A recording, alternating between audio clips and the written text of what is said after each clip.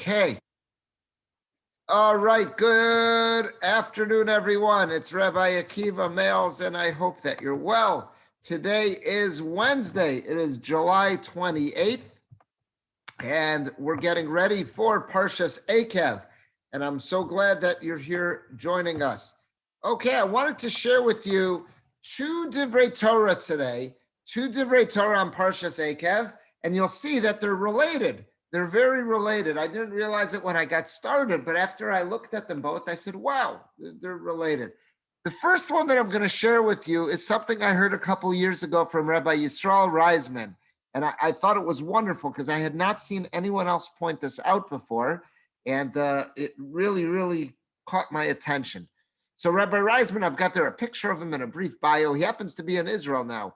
He tries to go in the summer for a couple of weeks just to hide out and learn a little bit. I think he's at Yeshiva Or Sameach in Yerushalayim.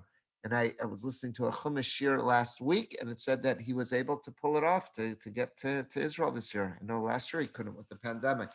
But anyhow, Rabbi Reisman is a very popular Rav in Brooklyn, New York. He has a shul there. He's also one of the Rashi Yeshiva in Torah Vodaas in Brooklyn. And a couple of years ago, I was following his Chumash shir on Parshas Ekev, and he had an incredible point, and I want to share it with you. So let's start. This first pasuk I have here is from Ekev. The pasuk says as follows: Hashem is telling us that we're going to go into the land of Israel, and we're going to be successful in beating back our adversaries. And the pasuk tells us as follows: V'gam es hatzirah. And also the tzirah, the pasuk isn't clear what the tzirah is. A lot of people translate it as some kind of hornet, some kind of winged insect. We'll see soon. V'gam es hatzirah yishalach Hashem elokecha bam. Hashem, this tzirah, this insect, to basically attack our enemies for us, to make it that we won't have to fight. Aravod anisharim v'anistarim mipanecha, until the survivors and those who are hiding from us perish. So the job of the tzirah, as it appears in this week's parsha, is to fly in there. It's almost like our drones, to fly in there, and they are to beat up on those enemies who are surviving and hiding and may do us damage at a later date. The tzirah will get them and knock them off. That's what we see in Devarim. However, earlier, and Rabbi Reisman pointed this out, I never saw this raised. I never heard the question. In Sefer Shemos and Parshas Mishpatim, the tzirah also show up. But look what the pasuk says about them there. They had a different role. It says, V'shalachti es hatzirah lefanecha. Hashem says, when you enter into the land of Israel, I will send the tzirah before you. I will send them in. And it says, V'girsha es hachivi es haknani es hachiti lefanecha. And they will chase out all of your enemies. You will not have to do any fighting. They're going to take care of everything for you. So these are incredible. These drones, you might call them, these flying warriors, these tzirah. In Mishpatim, it sounds like they're going to do everything for us. He says, "V'ger shasachim," they're going to chase everyone out. We're not going to have to fight them. But here in our Parsha Ekev, it says, what's the role of the tzirah? The role of the tzirah is, after we've done the fighting, if there's any enemies who are hiding out in the caves and in the rocks, the tzirah will find them and will beat up on them. So Rabbi Reisman asked the following question. It sounds as if we've taken away some of the glory, we've taken away some of the role of the tzirah. Earlier in the Torah, in Sefer Shemos and Parshas Mishpatim, it sounds like the tzirah are going to do the bulk of the fighting. And yet here in Parshas Ekev, it sounds like the tzirah are not doing the bulk of the fighting. They're just going to do the cleanup operations. How do we understand this? How did they get demoted? And then he pointed out it gets worse when you look at Rashi. Look at what Rashi says. Let's first look at Rashi and Shemos and Mishpatim, when it was talking about how powerful these tzirah are going to be. He says, Rashi says, Hatzirah, min sheretz ha'of. It was some type of flying insect. Again, it's commonly translated as a hornet. I think that's just for a lack of something better. But it was some kind of flying insect. Vaisa maka osam be'einayim. It would strike them in their eyes. Umetila b'hem eres. It would inject some kind of poison or venom into them. Then mesim. And those who were stung by this tzirah would die. But tzirah lo avras hayarden. The tzirah did not cross the Jordan River. So they basically stood on one side of the Jordan River, and they started squirting their poison, and any of the enemies who were waiting for us, they would get hit by that poison in their eyes and they would die. It did not cross the Jordan. So the Chiti and the Kanani, where did the Tzira find them? In the land of Og, which was on the east side of the Jordan. That's why it just counted those. These enemies are going to get walloped. The Chivi, what about the Chivi? Even though they were on the other side of the Jordan, so what did they do? They were waiting for us. They were going to attack us as soon as we crossed the Jordan. So the Tzira flew on one side of the Jordan, squirted their poison over the river, and hit the Chivi. So look at this. The way it comes out is as follows. The Kanani and the Chiti, they were on the east side of the Jordan. The Tzira stung them directly, got in their eyes and killed them. But the Chivi, they were on the west side, meaning in Israel proper, but they all amassed at the riverbank. So the Tzira squirted their poison from across the river, nailed them, and would totally vanquish our enemies. Let's look back now at the Rashi here in Devarim. It says, what did it say? Again, the pasuk says that the Tzira is going to go and just mop up those who survive after we do combat.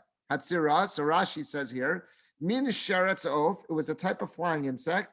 Shesazarekis b'mara, it would inject poison into the victims. Umisar son, and it would make them impotent. Umisama seineim, and it would blind them b'chol makom shein starsham, wherever they were hidden. So in this Rashi, what does it sound like? The Tzira had less power. The Tzira in Mishpatim, the Torah tells us they were able to kill. Their poison was something which could kill. And now in Ekev, the Tzira is doing what? It stings the enemy and it blinds them and it causes them to be impotent so they can't reproduce and make more enemy. So it seems like the Tzira was demoted.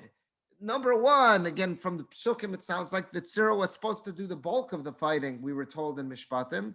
And here in Ekev, we're told she's going to do the mop-up operations. What happened? And then the actual armaments of the Tzira is different. In Mishpatim, we're told that the Tzira could kill. And here we're told that the Tzira could just make its victims blind and impotent. So what happened? What happened to this Tzira? It seems like it got demoted and it lost some of its strength. That was Rabbi Reisman's questions. And I thought those were great questions. I was totally unfamiliar. I had never noticed this before. I had not noticed this difference in terms of what role that Tzira was going to play. And I hadn't noticed the difference in those Rashis that point out that its power was diminished. That back in Shemos, it was saying it had the power to kill. Now in Ekev, it's saying it only has the power to blind, it has the power to make impotent. So what happened to this Tzira? So Rabbi Reisman said he looked all around and he could not find anybody who addressed this question. But he gave the matter more thought and he said, I think I have an answer. He says, this is a situation where you have conflicting psukim and you have conflicting Rashis. So it's kind of a play on words. He says, Yavo Rashi ashlishi v'achriya b'neim. I'll bring a third Rashi and I think we can make sense of this. What's the third Rashi? All the way back at the beginning of Devarim, the Torah told us as follows. Hashem is saying through Moshe Rabbeinu, look, I've given you the entire land of Israel. Go and possess, take hold of the land that Hashem swore to your ancestors. Avram, Yitzchak, and Yaakov. He promised the ancestors that he'd give the descendants and them, he'd give everyone this land of Israel. So go, it's yours. Now go take it. That's what the pasuk tells us at the beginning of Devarim. Very first chapter, pasuk Ches. On that pasuk, Rashi says, Bo Rushu, go in and take possession of it. So Rashi says as follows, Ein ma'arer b'davar. Nobody will contest the matter. There's no one who's going to take you to court. Enchem tzrichem l'melchama. And you would not have even needed to go to war. You could have just walked into Israel and it was yours. Ilu lo sholchu meraglim. If only you had not sent the meraglim, lo hayu tzrichem l'chlizayin. You would not have even needed weapons.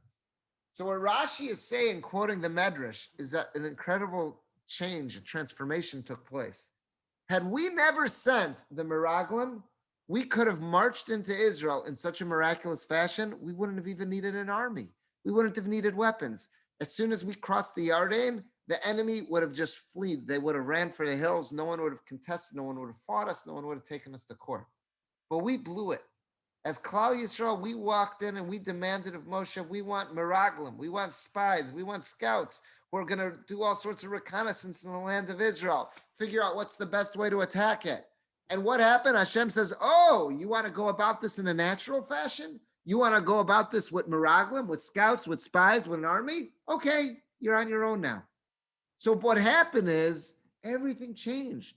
What happened in Sefer Shemos and in Parshas Mishpatim, we read about the Tzira, that what were the Tzira supposed to do? They were supposed to fight all our battles for us. That's Lamala Mina Teva, that's above the laws of nature. God was going to send his winged insects, those drones, whole flocks of them, to come in and vanquish our enemies, totally knock them off.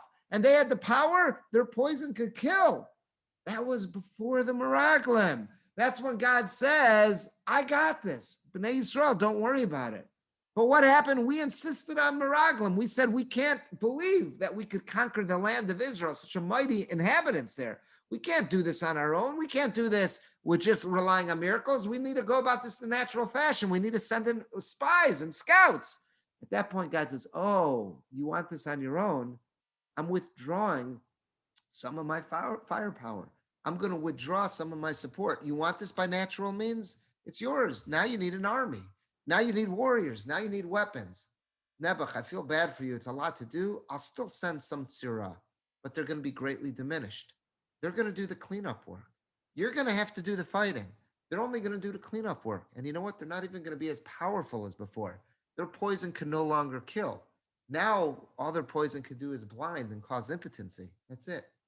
So Rabbi Reisman wanted to suggest, based on this Rashi, that's the key. That's how we understand the difference. Earlier in the Torah telling us the role that the tzira was going to play. Such a greater role. Yeah, that's when God was saying, I'm going to run this totally miraculous. And earlier in the Torah, the tzira's power was that its poison could kill. Yeah, that's when God was running things in a miraculous fashion. The tzira had that kind of power. But now we're in Sefer Devarim.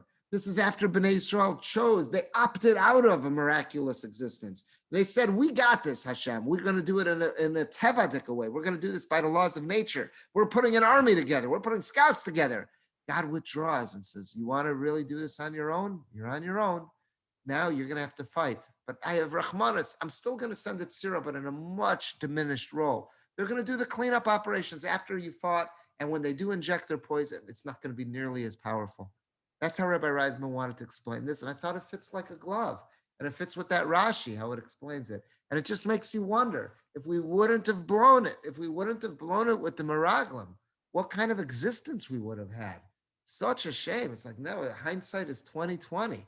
This is what we see here. And I think we could all look at opportunities that we've passed up in life where we have those regrets afterwards.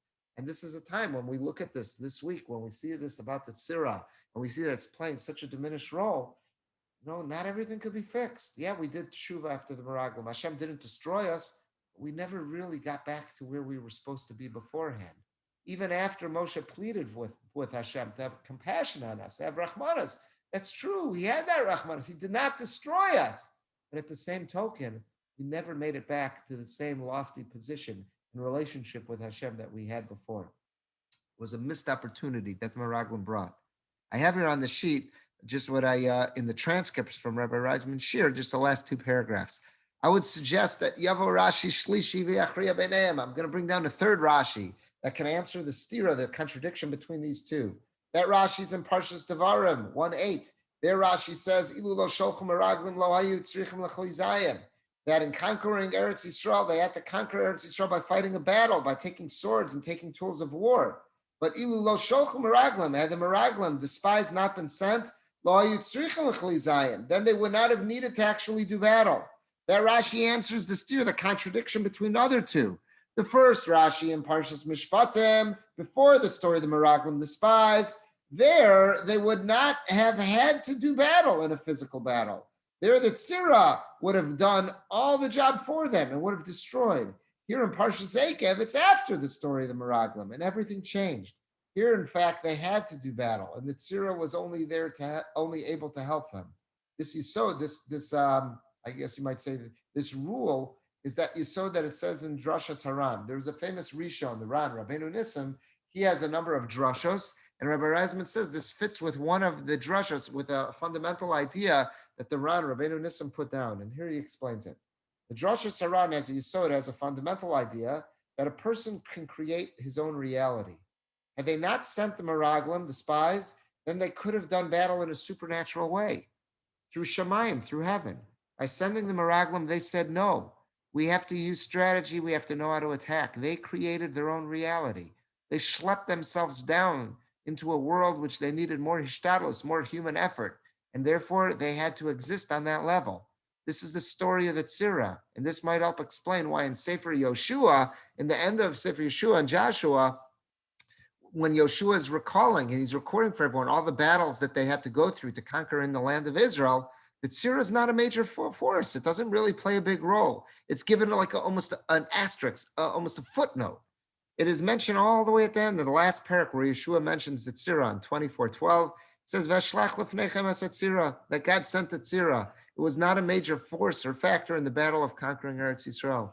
So this explains it. This all fits like a glove. Not only are we able to fit and make sense out of a stira, contradiction between Parshas Mishpatim and Parshas Ekev, the role that the tzira would play and the strength that they have, but now it also makes sense. Why is it in Sefer Yoshua? They barely get a mention. They barely get anything there. So that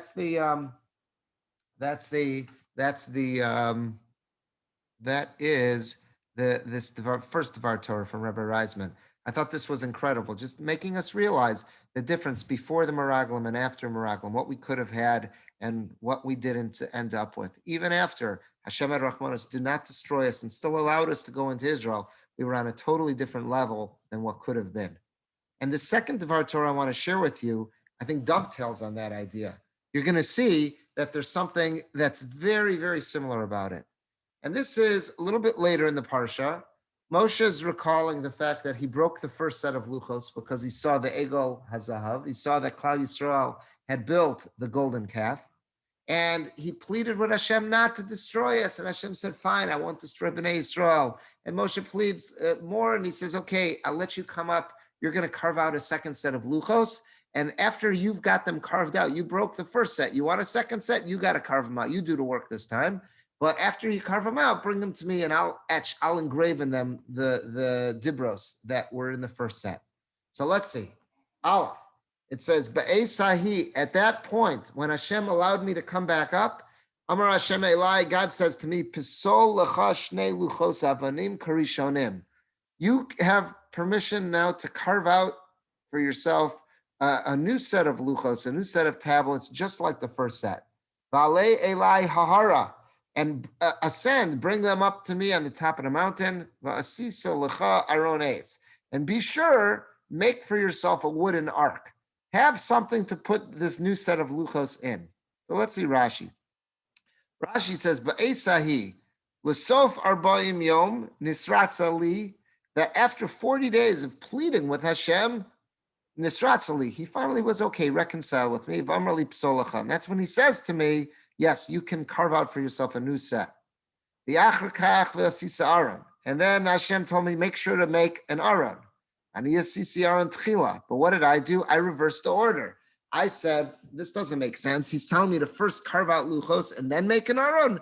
I'm going to make the aron first. It's like I'm going to have my suitcase, and now I'll be able to pack it. I'll put my clothes. I'm not going to first put all my clothes together and then go get a suitcase. Where am I going to put the clothes in the meantime?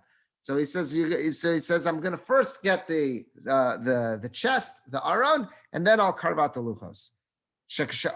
This way, when I approach Hashem, because otherwise, if I don't have an aron, I'm going to have these luchos, and then where am I going to put them? So now Rashi says, again, he's quoting the Yerushalmi Gemara. He says, don't be confused. This aron that Hashem told Moshe to make, and Moshe made, this was not the aron that Betzalel made for the Mishkan. They didn't start construction at a Mishkan until after Yom Kippur, when Moshe came down. Moshe comes down on Yom Kippur from the mountain. That's when he starts to give instructions about the Mishkan that's going to be built. V'Tzalel asa Mishkan Tchila. Bezalel first built the Mishkan, the major building, and only later did he build the utensils and the accoutrements. So this Aron that Hashem told Moshe to build, and that Moshe did build for the second set of luchos, this was a totally separate ark. This was a different Aron. This was made out of eights, out of wood, like the pasuk says, and this is what they would take when they went off to war. They never took the golden Aron with them when they were fighting their battles in Eretz Yisrael. They took the wooden one. There was one exception though. The golden Aron that Bezalel made, they did not take to war. Ella, there was one time they did. Bimei Eli, in the days of Eli at Mishkan Shiloh, they were punished. They did not have permission to take the Aron out of the Mishkan. They took it out to go battle against the Pelishtim, and they lost that war. The Aron was taken captive for a period of time. So what we're seeing in this Rashi is as follows. Hashem tells Moshe when he was carving the second set of luchos to make an Aron, so he'll have what to put him in. Moshe says, good idea, I'll make the Aron first. This way, as soon as I have the luchos, I've got what to put him in and transport him. That's what he tells him. And then Rashi again quotes the Gemara. It says, this Aron, don't be confused. This is not the golden Aron, not the golden ark that was built by Bezalel for the Mishkan. That only happens later. This was total made out of wood, and it was meant to take into battle with them, not to be in the Mishkan. And they never took the golden one into battle. That just happened once. They were punished for it and was taken captive. Okay. I was bothered by a question on this Rashi a couple of years ago, and I finally found someone who addressed it. The question that bothered me is, this all makes so much sense. It's so logical what Moshe is saying here and what Rashi says. Excuse me. So logical. What Hashem tells Moshe, you're carving out a second set of luchos. You're going to need an Aron. You're going to need something to put them in. And Moshe says, good point. I'm going to actually make the Aron first. This way, when I have the luchos and I'm going to bring them down the mountain, they're already in their suitcase. They're already in their furniture. Okay. The question that bothered me was, why don't we see anything like this by the first luchos? By the first luchos, we don't see anything like this. We don't see Hashem telling Moshe that at the first incident up at Har Sinai, I'm going to give you Shnei Luchos Abris, I'm going to give you a set of luchos, and make sure you got an Aron to put them in. We don't see anything like that. And you don't see Moshe being worried about, oh my gosh, God's going to give me these luchos. How am I going to carry them around? I better build a wooden ark before I go down and bring them to Klal Yisrael. He has no such concept. So what's going on? What changed? Why did Moshe have no concern by the first luchos? And why did Hashem have no concern by the first luchos? What's different about the second luchos that now they got to be in? You can't just carry them around. They got to be in this wooden Aron. That was what was bothering me. And I saw someone addressed it. I saw Rav Moshe Feinstein addressed it. And I want to share with you what Rav Moshe writes. He has such a beautiful idea. And you'll see how this dovetails with the first of our Torah from this morning. So let's see. So on the bottom of this page is from the Darash Moshe. And this was Rav Moshe Feinstein's drushes and different commentary that he wrote on the Torah. So he's going on our pasuk. V'asisa l'charon eitz. Hashem tells Moshe, I want you to build a wooden ark to put the second luchos in. Masha Amar Bikra de Tochachos Masha Amar Hashem V'asisa Aron eitz. This is in the middle of Tochacha, in the middle of when he's almost like kind of rebuking Klal Yisrael about what went on. In the middle of that rebuke, he says, oh, and by the way, God told me to build an ark made out of wood. What's that doing in this pasuk? That's really what starts with Moshe here, is that it's out of context here. We're in the middle of a pasuk where he's kind of rebuking Bnei Yisrael for what they've done wrong. And he says, oh, and by the way, God told me to build a wooden ark. What's that doing in there? Why is that? It just seems like it doesn't belong in this sentence. So look what Rav Moshe does. Nira, it appears as follows. The beluchos harishonos. When Hashem gave Moshe the first set of luchos, shenitnu kodem achet, those were given to Bnei Yisrael before the sin of the golden calf. Zachu Yisrael lirosam. The Jewish people merited seeing them. They were on a lofty level. They were able to see God's handiwork, a set of luchos that God himself had carved out and had etched in them the wording. Ulechein, therefore, lo nemar lo lasos aron. That's why Hashem, by the first luchos, did not give Moshe these instructions. Better build an aron. No reason to. Bnei Yisrael should see it. They're on a lofty enough level they could gaze upon the luchos. Ela mekoma maya lios munach tamid al yidei Moshe.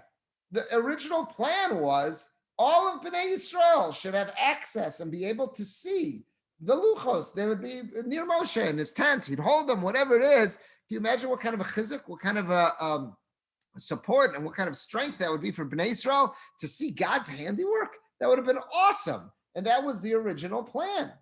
V'zeu ma she'amar, and that's what the pasuk says earlier. Ushnei luchos al beis yodi, is that Moshe reports by when the first luchos were given, I was coming down Har Sinai holding them.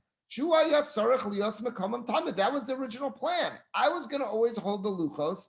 Everyone was going to be able to see it, and it was going to be a non-stop source of inspiration for Bnei Yisrael.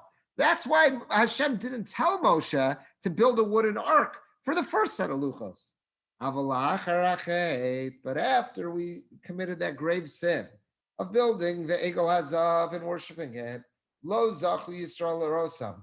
Bnei Yisrael lost the privilege. We lost the merit of being able to look at the luchos. We no longer deserved it. That's why Tziva Hashem Yisbarach Lasos Aron Lahachin Kedei Shetekef Yelo Heichan Lanichan. That's why God told Moshe by the second set of luchos, be sure to build an aron 8, something out of wood, like a cabinet to put them in. Therefore, as soon as I give you the luchos, you'll immediately have something to put them in because they're not supposed to see them. Moshe didn't wait until after he got the luchos and before he came back to Bnei Yisrael. Moshe says, if that's the story, you don't want Bnei Yisrael to see the luchos, I'm not going to even take them from you and start my way down. I don't want anyone to take a peep and see anything. So therefore, Moshe says, I'll build the aron even before I get up there. This siper, and it's told, Gam she'asa can't take up Yeridasa min ahar shenicham sham. Not only did Moshe build the aron on his way up, but he put the luchos in that aron before he came down, before he got anywhere near Bnei Yisrael. The siper od shayu sham v'shum adam Yisrael lo ra'osam ela Moshe ba'atzmo. And we're told there that that's where they stayed, in that wooden ark, and no member of the Jewish people ever saw them, except for Moshe. He was the only one who saw them. When the Mishkan was built, when he took them out of the wooden ark, and he put them into the ark that Bitzalel made. Moshe was the one who did all that. Mefurish for Parshas Pekudei, and if you look, you'll see that in Parshas Pekudei, Moshe was the one who transferred them between the wooden ark and the golden one. And Nimsa, it turns out, Shelo Ra Adam Es Haluchos Be'esh Shehun Chobaron. No member of the Bnei Yisrael, from other than Moshe Rabbeinu, ever had a chance to look at the luchos from the time they were put in the aron. Meaning what? Moshe was the last one who saw them. When he took them out of the wooden aron and put them into the golden aron, he was the last member of Klal Yisrael whose eyes ever gazed upon them. Nobody else ever did that. That's it. What a drastic change. So that means the wooden ark stayed. What was in the wooden ark? If no one other than Moshe ever saw them, that means that the luchos were never transported back to the wooden ark. So what was in the wooden ark? So a lot of commentators say that was the broken set of the first luchos. In other words, when Moshe, he had some of the shivrei luchos, some shards from the first one, those remained in the wooden ark, and that's what they brought out to battle with them. But the complete second set, nobody ever saw them. The last person who saw them was Moshe, and that's when he transferred them from the wooden ark, from the wooden aron into the golden one for the Mishkan. That's what Rav Moshe posits, and that makes a lot of sense. Now look how it fits all with the Psukim and with Rashi.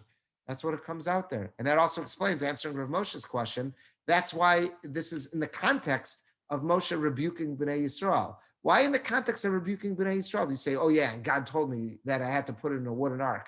That was part of the rebuke because we blew it, because we messed up with the Cheda Egel. Yeah, he let us have a second set of luchos, but we were never the same relationship with God as we were beforehand. Because yes, he forgave us, he did not destroy us, but we never were able to attain that closeness with him again. no one ever was able to look upon those luchos. So this is what I mean, that these two Divrei Torah are connected. What we saw in the first of our Torah from Rabbi Reisman was that even though Hashem did not destroy us after the Chet HaMeraglim, even though he did not destroy us after the sin of the spies, and he let us go on and let us enter into the land of Israel, our relationship with God was not exactly the same. It was diminished. And the second Dvar Torah has the same idea from Rav Moshe Feinstein, is that Rav Moshe was saying that, yes, Hashem did not destroy us after the Chet HaEgel, after the sin of the golden calf. Moshe davened for us and he was successful. He did not destroy us. He allowed us to continue to exist, to thrive, and to go into the land of Israel. That's all true. And he gave us a second set of luchos. That's true. However, we never were able to reclaim the same status, the same relationship that we had with Hashem beforehand. It was always somewhat diminished. And that was represented by the fact that we were never able, no one other than Moshe Rabbeinu ever was able to look upon that second set of luchos. And that's a radically different plan than what would have been with the first. And this also just, again, makes a lot of sense. Why is it that only by the second luchos does Hashem tell Moshe, better build an Aron? He didn't say that for the first. By the first one, there was no problem. Moshe was going to carry him in his arm. Why by the second? There got to be an Aron.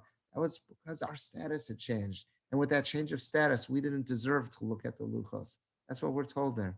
So again, I think both of these Divrei Torah are connected. And I think it's a lesson for us, is that we need to be careful. We should never have the attitude, okay, you know what?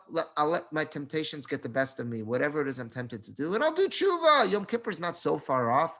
We're already reading the 7 Haftarahs of Nechama. Yom Kippur's not so far off. So let me give in here and there to something. And Yom Kippur, I'll get forgiven and I'll rebuild my relationship with Hashem. We don't know that's 100% true. Some sins are so grave. Some sins are so great that, yeah, Hashem might forgive us, but we might never be able to exactly repair that relationship and get back, reclaim the status that we had beforehand. It's also something to think about with the relationships in our lives, our friends, our spouses, our children, whoever it may be. We don't want to damage those relationships. Relationships are very delicate. And we don't know, even if we put in the work, we don't know if we'll ever be able to reclaim the exact level of closeness and trust that we may have had beforehand. So what is that famous saying from Ben Franklin? An ounce of prevention is worth a pound of cure. Let's not get in the business of trying to work our tails off to repair relationships. Let's do our best not to break those relationships in the first place. It's much easier not to break a relationship than it is to try to put the pieces back together again. Because even if we succeed, we have no guarantee that we'll be able to reclaim that same level of closeness that we had before. And that's what we can see from these two Divrei Torah, which are very linked.